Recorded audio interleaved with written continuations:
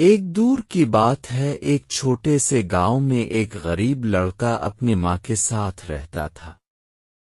لڑکے کا نام ارسل تھا۔ اس کے والد کا انتقال اس کی چھوٹی سی عمر میں ہی ہو گیا تھا، جس کی وجہ سے اس کی ماں نے اسے بہت مشکل سے پالا تھا۔ ارسل روزانہ جنگل سے لکڑیاں اکٹھی کرتا اور گاؤں کے بازار میں بیچ کر اپنے گھر کا گزارا کرتا تھا۔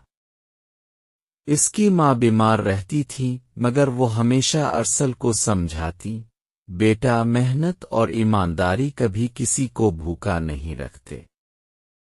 ایک دن جب ارسل لکڑیاں اکٹھی کرنے جنگل گیا تو اسے ایک پرانا درخت نظر آیا جس کی جڑوں کے پاس کچھ چمک رہا تھا۔ قریب جا کر دیکھا تو وہ ایک کھیس کپڑے کا تھیلا تھا جس میں سونے کے سکے بھرے ہوئے تھے۔ ارسل کی آنکھیں چمک اٹھیں۔ اس نے کبھی اتنا سونا نہیں دیکھا تھا۔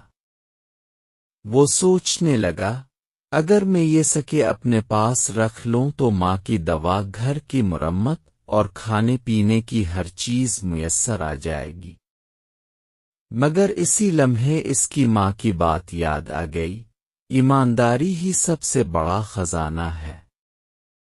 ارسل نے فیصلہ کیا کہ وہ یہ سکے کسی کو بتائے بغیر اٹھا لے گا، مگر پھر اس کے دل میں خیال آیا، یہ سکے کسی کی محنت کی کمائی ہے۔ اگر میں نے یہ لے لیے تو شاید کسی کی زندگی تباہ ہو جائے۔ ارسل نے کھیس کو اٹھایا اور گاؤں کے بزرگ حاکم صاحب کے پاس پہنچا، جو سب کی مشکلات سنتے اور انصاف کرتے تھے۔ حاکم صاحب نے کھیس کھولا تو اندر سے سونے کے سکے کے ساتھ ایک خط بھی نکلا جس پر لکھا تھا، یہ سکے تاجر رحیم الدین کی بیٹی کی شادی کے لیے ہے۔ حاکم صاحب نے ارسل کی پیشانی چومی اور کہا، تم نے بہت بڑا امتحان پاس کیا ہے بیٹا۔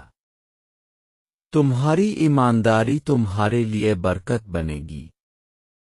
حاکم صاحب نے تاجر رحیم الدین کو بلوایا، جو اپنا کھیس کھو کر پریشان تھا۔ جب تاجر نے ارسل کو دیکھا تو وہ روتے ہوئے بولا، تم نے میری بیٹی کی زندگی بچا لی۔ یہ سکے اس کی شادی کے لیے تھے۔ تاجر نے ارسل کو کچھ سکے انعام میں دینے چاہے، مگر ارسل نے انکار کر دیا۔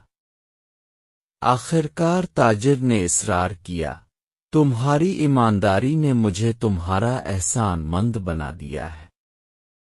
میں چاہتا ہوں کہ تمہاری ماں کا علاج ہمارے خرچ پر ہو اور تمہارا گھر بھی نیا بنایا جائے۔ مقام عبرت۔ کہانی کا یہ پیغام ہے کہ ایمانداری اور دیانت داری ہمیشہ مشکلات میں بھی انسان کو بلندی پر پہنچاتی ہے۔